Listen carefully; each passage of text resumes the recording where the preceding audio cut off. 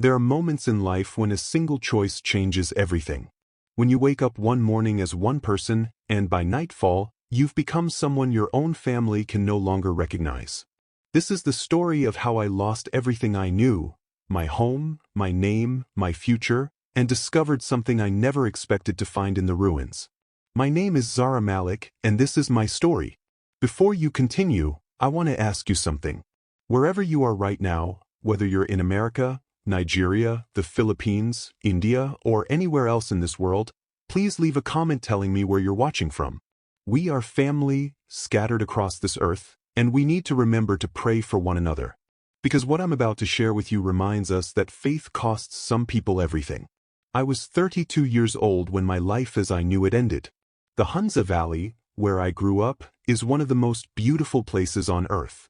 Mountains rise up like ancient guardians, their peaks touching the sky, and in spring, the apricot blossoms turn the hillsides into oceans of white and pink.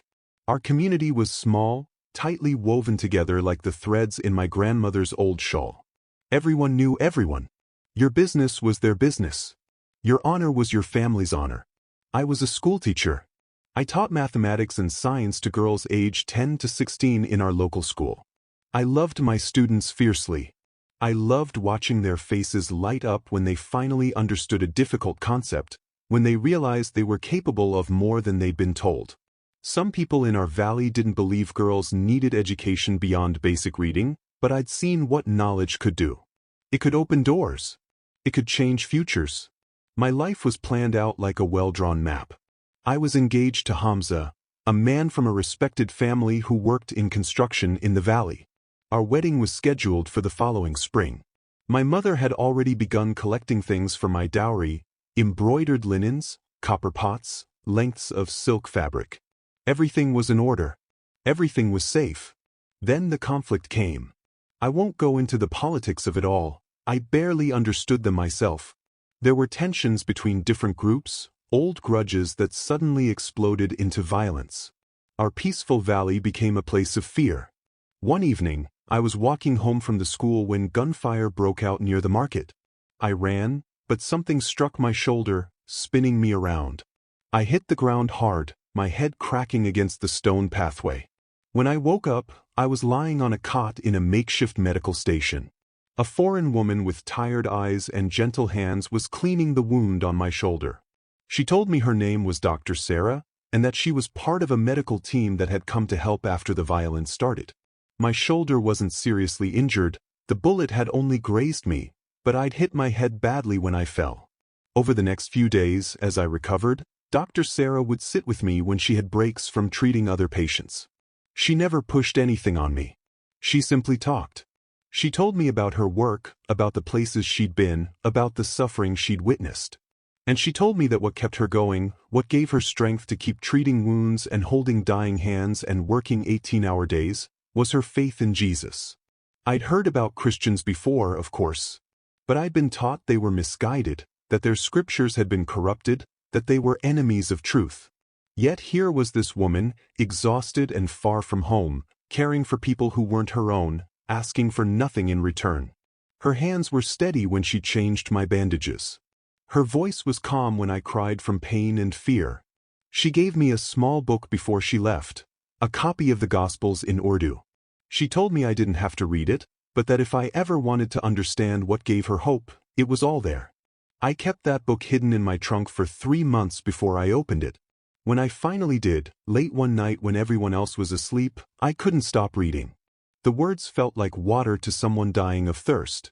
I read about a man who touched lepers when everyone else ran away, who spoke to women when society said they were worthless, who told his followers to love their enemies and pray for those who persecuted them, who said that the last would be first and the first would be last.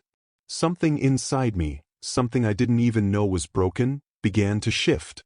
I didn't make a sudden decision. It happened slowly, over many months of secret reading, of quiet prayers whispered in the darkness, of questions that kept me awake at night. I argued with the words in that book. I pushed back against them. I tested them against everything I'd been taught. But they wouldn't let me go. One night, alone in my room with the mountains silent outside my window, I surrendered. I told Jesus that if he was real, if he truly was who he claimed to be, then I wanted to follow him. Even if it cost me everything. I didn't know then how literally that prayer would be answered. I tried to be careful. I told no one. I continued going to the mosque with my family. I continued teaching, continued planning my wedding, continued living the life everyone expected of me. But inside, everything had changed. I was reading the gospel late at night by candlelight. I was praying to Jesus instead of reciting the prayers I'd memorized as a child. And then I made a mistake. A woman in Lahore whom I'd connected with through carefully worded messages sent me a small silver cross on a delicate chain. She told me it would encourage me, that when I felt alone, I could touch it and remember I wasn't. I wore it under my clothes, hidden where no one could see.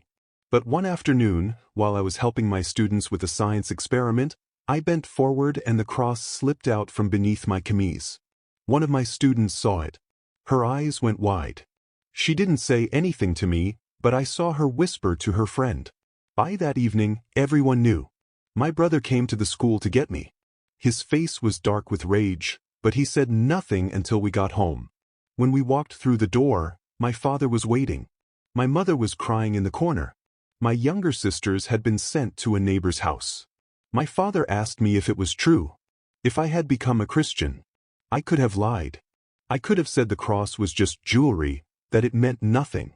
But something in me wouldn't let the words come out. Instead, I told him the truth. The silence that followed was worse than shouting. My father told me I had 3 days to renounce this madness and return to the faith of my family. 3 days to come to my senses.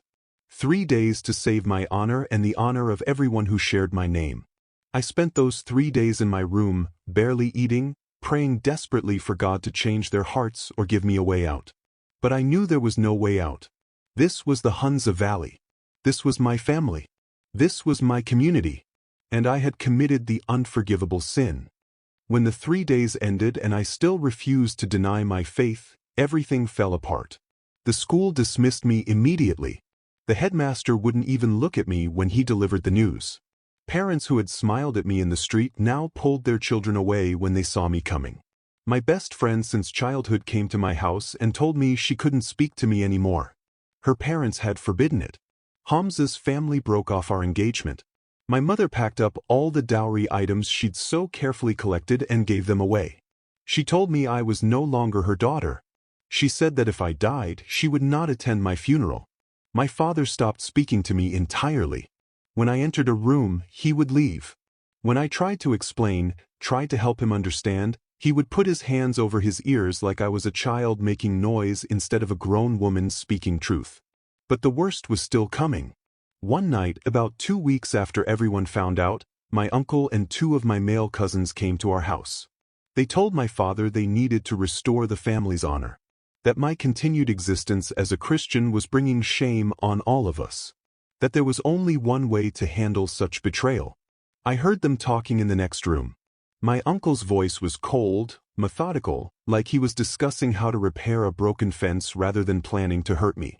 He said that women who abandoned their faith had abandoned their right to live. That it was merciful, really, to end it quickly. That afterward, the family could move on, could hold their heads up again. My father didn't agree immediately, but he didn't refuse either. And that silence was worse than agreement. That night I barely slept. Every sound made me jump. Every shadow seemed threatening. I prayed more desperately than I ever had in my life, begging God to protect me, to save me, to give me strength for whatever was coming. 2 days later, it happened. I was walking to the market. I still needed to eat, even though most vendors now refused to sell to me, when my uncle and cousins appeared. They pulled me into an alley between 2 buildings. My uncle's hand clamped over my mouth before I could scream. What they did to me in that alley, I cannot describe in detail. Not because I've forgotten, I remember every moment with horrible clarity, but because some things are too brutal, too visceral to put into words without causing harm to those who hear them. They beat me. They used their fists, their feet, a piece of wood they found lying nearby. They told me I was filth, that I had dishonored my father's name, that I deserved to die slowly and painfully. My uncle's face was twisted with rage and something else, something that looked almost like pleasure. He said I thought I was so smart, so educated, but I was just a stupid woman who'd been seduced by Western lies. One of my cousins held me down while the other kicked my ribs. I heard something crack. Pain exploded through my chest, so intense I couldn't breathe. I thought I was going to die right there, in the dirt behind the tailor's shop, with the smell of sewage and rotting fruit filling my nose. My uncle pulled out a knife. He held it in front of my face and told me this was my last chance. Renounce or die. Through broken teeth and blood, I said no. He cut me then. Across my face, down my neck, across my arms when I tried to protect myself.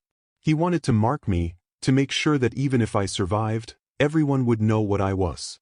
That I would carry my shame on my skin for the rest of my life. I don't know what saved me. Maybe it was the shopkeeper who heard the commotion and came out to investigate. Maybe it was a passing police officer. Maybe it was just that my uncle and cousins realized they'd gone too far and panicked. Whatever it was, they ran, leaving me bleeding and broken in the dirt. I woke up in a hospital in Gilgit. A kind stranger had found me and brought me there. The doctors told me I was lucky to be alive. I had 3 broken ribs, a fractured cheekbone, multiple lacerations that required stitches, and internal bleeding that they'd had to operate on. The scars on my face and arms would be permanent. I didn't feel lucky. I felt like I'd died in that alley and this was some kind of terrible afterlife where I had to keep living without anything that made life worth living. A woman from a Christian aid organization came to see me in the hospital.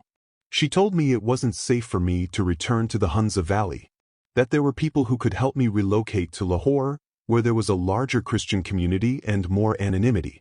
She said I could start over. I didn't want to start over. I wanted my life back. I wanted my mother to speak to me. I wanted to teach my students. I wanted to walk through my valley without fear. But that life was gone forever, burned to ashes by my own choice to follow Jesus. When I was well enough to travel, they moved me to Lahore. I was given a small room in a building where several other women lived.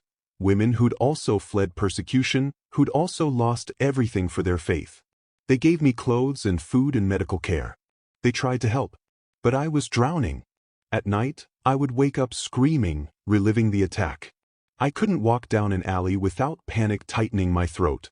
I couldn't hear men's voices raised in argument without my whole body starting to shake. I was angry all the time, angry at my family for abandoning me, angry at my community for turning on me, angry at God for letting this happen, angry at myself for ever reading that stupid book in the first place. I wanted to die. Not in a dramatic way, but in a quiet, constant way. I simply didn't want to exist anymore in this painful, broken reality. A woman named Fatima, one of my housemates who'd also converted and been persecuted, found me one night sitting on the floor of my room, staring at nothing. She sat down beside me without saying anything. After a long silence, she told me she understood, that she'd been where I was. That for months after her own family attacked her, she'd wished every night that she wouldn't wake up in the morning. She told me about a group of women who met every week, all of them converts, all of them persecution survivors. She said they talked about the hard things, the things nobody else wanted to hear. The anger, the grief, the trauma, the doubts. She said it might help. I didn't believe her, but I was too tired to refuse. That first meeting was the hardest thing I'd done since leaving the hospital. Sitting in a circle with 6 other women, listening to their stories, telling parts of mine. I cried so hard I thought I would break apart. But the women didn't try to fix me. They didn't tell me to pray more or have more faith or focus on my blessings. They just listened. They witnessed my pain. They said it was okay to feel what I was feeling. Week after week, I kept going back. Slowly, so slowly I barely noticed it happening, something began to change. Not everything. The trauma was still there. The nightmares still came. The scars on my face and arms still made strangers stare. But I started to realize that maybe I could survive this. That maybe survival was enough for now. One of the women in the group told me about a small school for refugee children that needed teachers. They didn't care about my background or my scars or my trauma. They just needed someone who knew mathematics and science and cared about children. I started teaching again 6 months after arriving in Lahore. Those children saved my life. They were from all over Afghanistan, other parts of Pakistan, even some from Myanmar. They'd all lost things too. They'd all been displaced, traumatized, forced to leave their homes. When I taught them about fractions or the solar system or chemical reactions, I watched their faces light up just like my old students' faces used to. And in those moments, I remembered why I'd become a teacher in the first place. I'm not going to tell you that everything became perfect. It didn't. 2 years after arriving in Lahore, I still have nightmares. I still struggle with crowds. I still carry rage in my chest like a burning coal. I still sometimes wonder if it would have been easier to just lie, to keep the cross hidden, to live a double life. But I also know something now that I didn't know before. Faith doesn't erase pain. It doesn't make trauma disappear or wounds heal instantly or broken families suddenly reconcile. What it does, what Jesus does, is walk with you through the pain. He sits with you in the darkness. He doesn't condemn you for your anger or your doubts or your questions.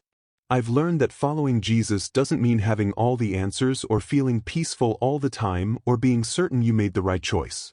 It means choosing day after day, sometimes moment by moment, to believe that love is stronger than hate, that light exists even in darkness, that your life has purpose even when everything's been stripped away. I'm 34 now. I teach 23 refugee children in a building that's too hot in summer and too cold in winter. I live in a small room that's nothing like my childhood home in the mountains. I will probably never marry, never have children of my own, never go back to the Hunza Valley. I carry scars on my body and wounds in my heart that will never fully heal. But I'm alive. And somehow, impossibly, I'm discovering that life, even this difficult, painful, complicated life, is still worth living. Because every time I see one of my students understand something new, every time one of the women in my group shares their story and finds healing in the telling, every time I wake up in the morning and choose to face another day, I'm participating in something bigger than myself. I'm part of a story that started long before me and will continue long after I'm gone.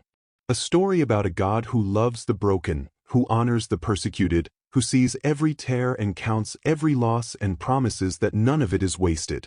I don't know what tomorrow holds. I don't know if my family will ever speak to me again, if my mother will ever forgive me, if the nightmares will ever stop. But I know who holds tomorrow. And for now, for today, that's enough.